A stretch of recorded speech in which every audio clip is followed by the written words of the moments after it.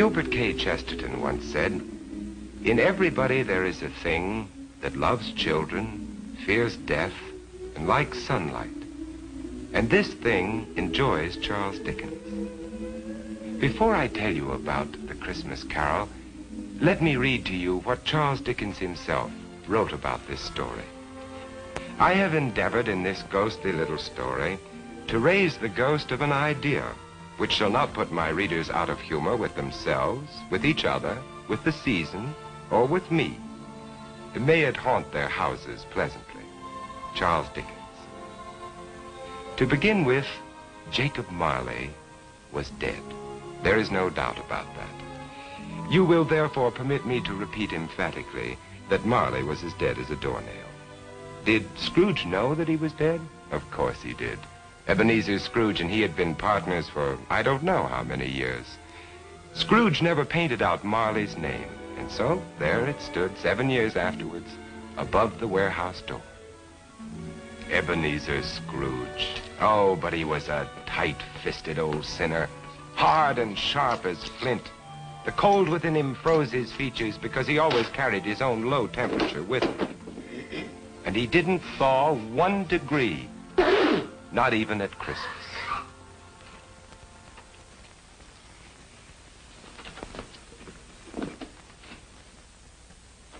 Merry Christmas. Merry Christmas, Uncle. God save you. Christmas. Humbug. Christmas, a humbug? Uncle, you don't mean that, I'm sure. What reason have you to be merry? You're poor enough. What right have you to be dismal? You're rich enough. Humbug. What's Christmas to you but a time for finding yourself a year older but not an hour richer? Every idiot that goes about with Merry Christmas on his lips should be boiled in his own pudding. Now, Uncle, I know you... Now, you keep Christmas in your own way, Fred, and I keep it in mine. Be off now. This is a place of business. Don't be angry. Come dine with us tomorrow. No. Caroline will be happy to see you. Why did you ever get married? Because I fell in love. Love? That's the only thing in the world more ridiculous than a Merry Christmas. Good afternoon, nephew. Uncle, I'm sorry with all my heart to find you like this. Merry Christmas, Bob. Merry Christmas, sir. Let me hear another sound from you, and you'll keep your Christmas by losing your situation.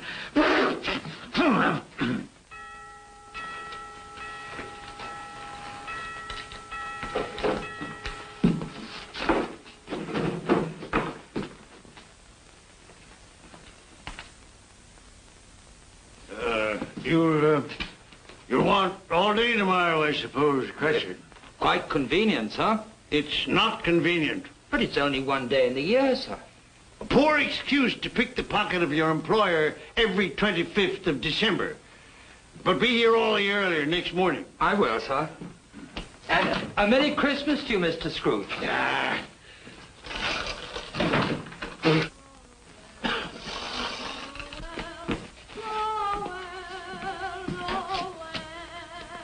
Christmas. Nonsense. Humbug.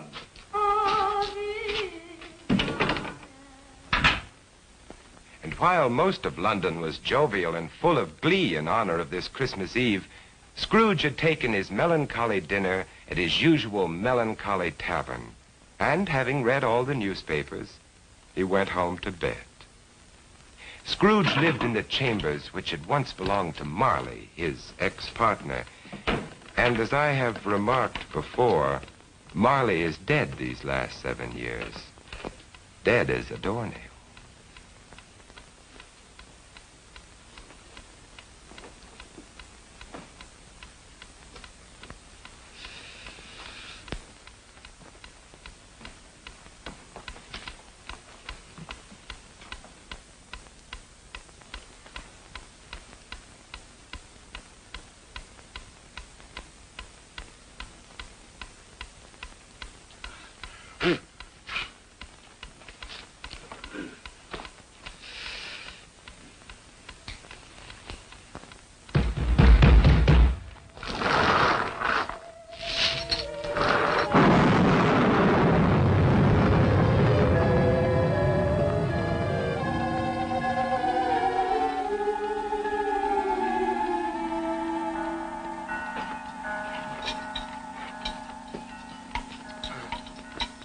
Ebenezer Scrooge, How now?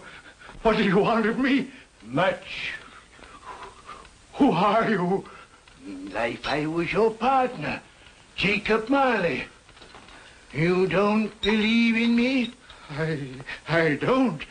What evidence would you have of my reality beyond that of your own senses? I don't know. Then why doubt your senses? Because a slight disorder in my stomach could make my senses cheat me. You might be an undigested bit of beef, a blot of mustard, a fragment of underdone potato. Humbug, I tell you, humbug!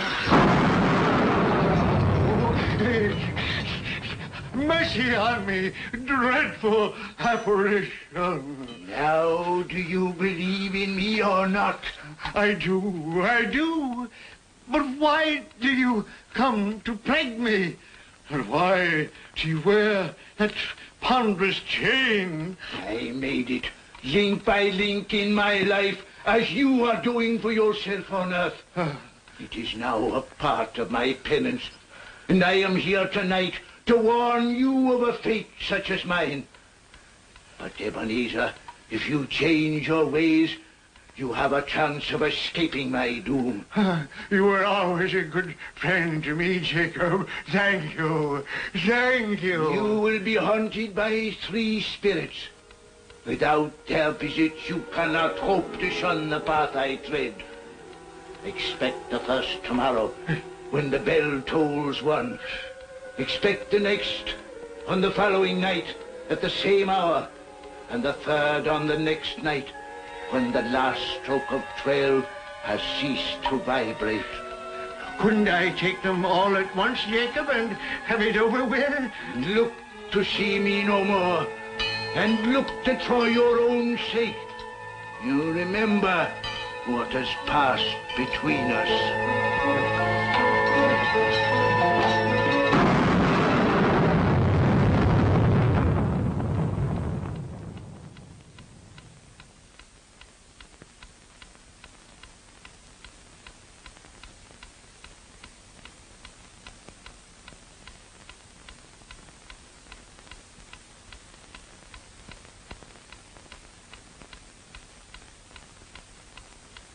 Scrooge tried desperately to say humbug to the strange happening, but the word stuck in his throat, unuttered, for it was highly probable it was not humbug.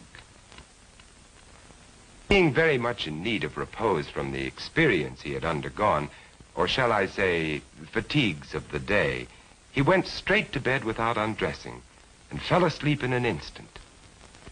A few hours later,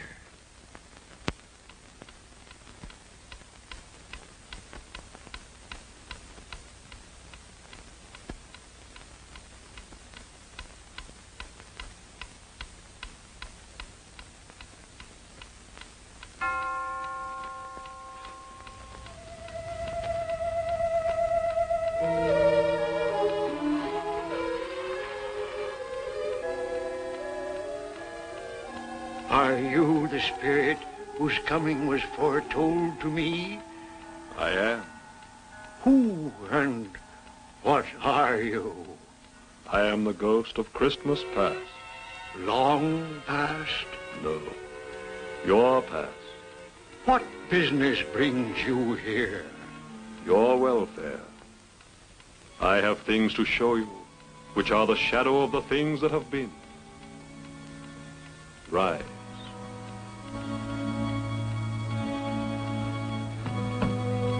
And walk with me.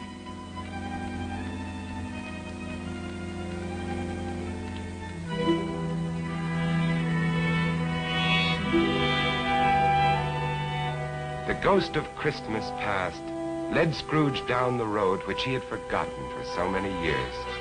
He showed him a Christmas day in the past, which was a happy one for most children, but not for one lonely schoolboy. Ebenezer Scrooge. Do you know that boy?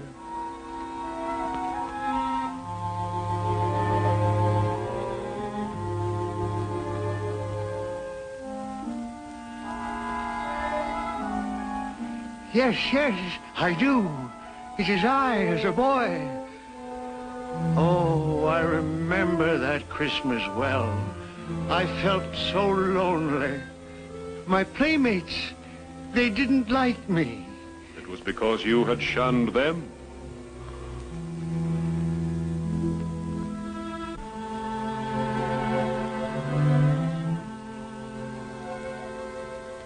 Oh, poor boy.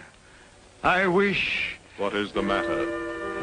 there was a boy singing a Christmas carol on the street last night. I should have liked to have given him something, that's all. Shall I show you another Christmas, 40 years ago, when a fair young girl released you from your marriage contract? No, no. Because she discovered you had ceased to love her. Your greed, avarice, and desire for wealth had killed the love she had for you. No, no, spirits, show me no more. Leave me. Haunt me no longer. Awakening in the middle of a prodigiously tough snore and sitting up in bed to get his thoughts together, Scrooge had no occasion to be told that the bell was again upon the stroke of 1.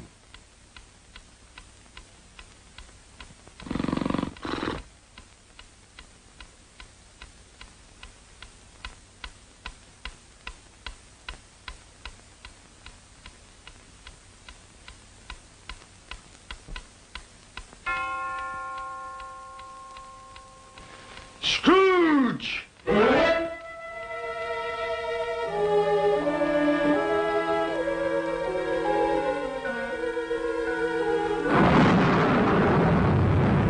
I am the ghost of Christmas present. Look upon me. Yes, spirit, conduct me where you will. I went forth last night on compulsion, and I learned a lesson which is working now. Tonight, if you have aught to teach me, let me profit by it. Touch my robe.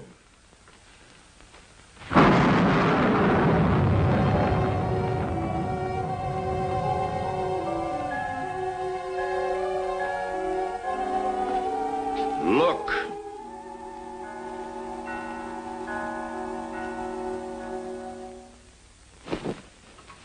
Belinda, bring the plates. Oh, Mother, Belinda, there's a great deal of work to be done. Help your sister. Missy, you get the... As I came by outside, I could smell the sage and the onions. You knew it was off, Mother. Oh, I certainly did, boy. Peter, set the chairs. Can I put some chestnuts on the fire, Mother? No, your father will do that when he comes. What has gotten your precious father? And your brother, Tiny Tim? And Martha wasn't as late last year by half an hour. Oh. This is the house of your clerk, Bob Cratchit. But he has hardly a penny to his name. I, the ghost of Christmas present, have blessed his house. Here comes Bob now with another member of his family, Tiny Tim. And a Merry Christmas, everybody. And there you are, Tiny Tim, right in your own chair. Merry Christmas, Bob. And Martha. Yes, here I am again. Christmas wouldn't be Christmas without Martha coming to visit us. Bob. And how did Tiny Tim behave today, Bob? Fine. He told me coming home that he was glad he'd been to church, because it's pleasant to remember that the day is called Christmas, after he who made the lame to walk and the blind to see. Oh, beautiful Christmas table. It would be more beautiful if we had a turkey, but we'll manage. Of course we will. See what a happy family your clerk has on only 15 shillings a week? Tiny Tim. I didn't know he was sick and a cripple. Mr. Scrooge. I give you Mr. Scrooge, the founder of the feast. The founder of the feast, indeed. I wish I had him here. I'd give him a piece of my mind to feast upon. Dear, it's Christmas Day. It should be Christmas Day, I'm sure, when one drinks the health of such an odious, stingy, hard, unfeeling man as Mr. Scrooge. My dear, it's Christmas. Very well. I'll drink his health for your sake, and because it's Christmas. Long life to him. A Merry Christmas and a Happy New Year. A Merry Christmas and a Happy New Year. God bless us, everyone.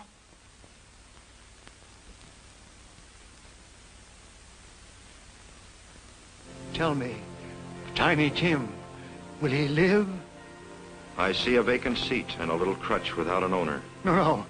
Say he will be spared. My life on the globe is very brief. It ends tonight. Tonight? The time is drawing near for me to go and for your third visitor to appear.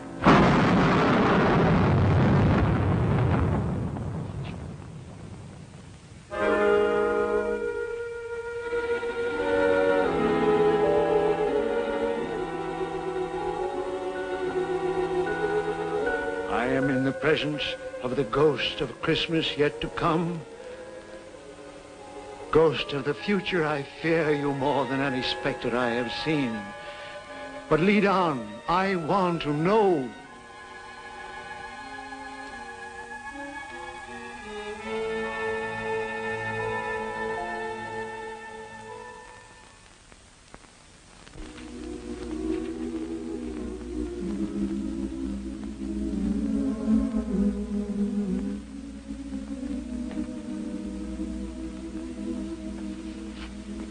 I met a very kind young man today who asked after you. Mr. Scrooge's nephew, whom I scarcely know.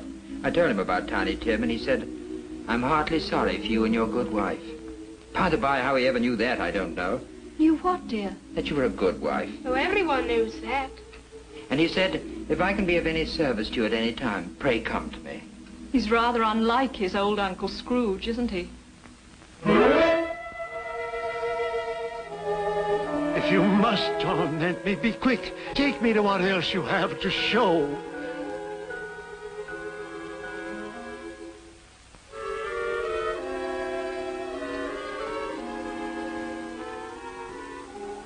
I don't know much about it either. I only know he's dead. When did he die? Last night, I believe. What had he done with his money? I haven't heard. But he'll have no use for it where he's going. It's likely to be a cheap funeral, for upon my life I don't know anyone to go to it.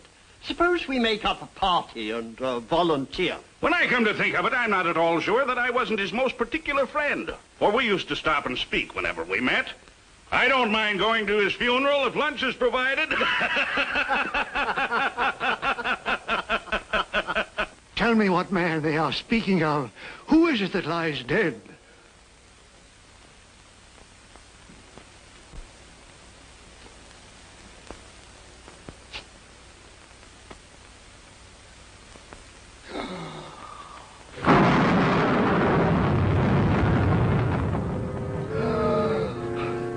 No, hear me. I am not the man I was. Assure me I yet may change the shadows you have shown me. I will honor Christmas in my heart and try to keep it all the year. Tell me I may sponge away the writing on this stone.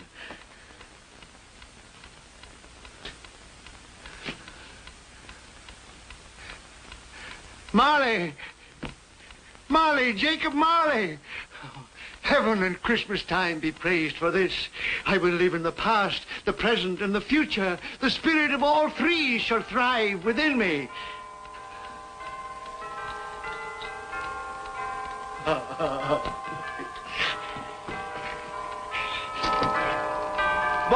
oh boy! Yes, sir? What's today? What, sir? What's today, my fine fellow? Today? Why, Christmas Day, sir. It's still Christmas, and I haven't missed it.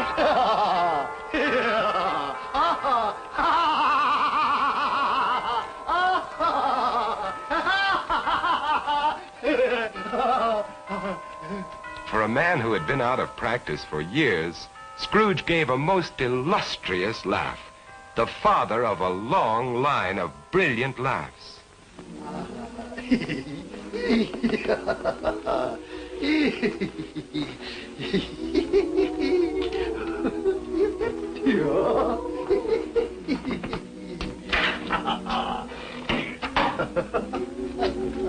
And Scrooge dressed himself all in his best, and at last got out into the streets, wishing everyone he met a Merry Christmas. Mr. Fred, come in, Come right in. Have you room at your table for some friends? Oh, you're very welcome, Mr. Fred, sir. And you too, ma'am. I only hope that our lowly feast is to your liking. Now, don't fret about provisions. We brought plenty for all. Merry Christmas, Bob! Mr. Scrooge! And Mrs. Cratchit, for you. Mr. Scrooge. My dear, that's for you. Darling, for you. For me? And you, sir. Oh, Mr. Scrooge, I don't know how we can ever thank you. Don't. And I'm going to raise your salary and help your large family in every way possible. And Tiny Tim. I saw a friend of mine at church just a little while ago. A famous surgeon.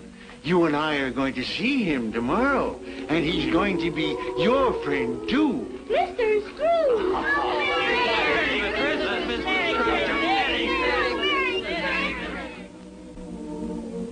Scrooge won his word. He did it all and infinitely more. And to Tiny Tim, who did not die, he was a second father. Scrooge had no further dealings with ghosts, but it was always said that he knew how to keep Christmas well, if any man alive possessed the knowledge.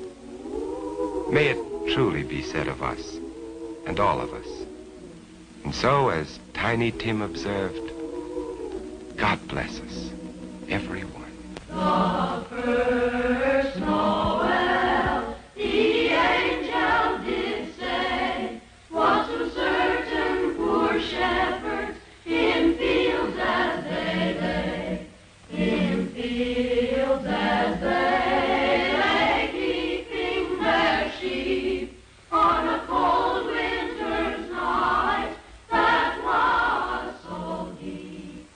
Noel, Noel, Noel.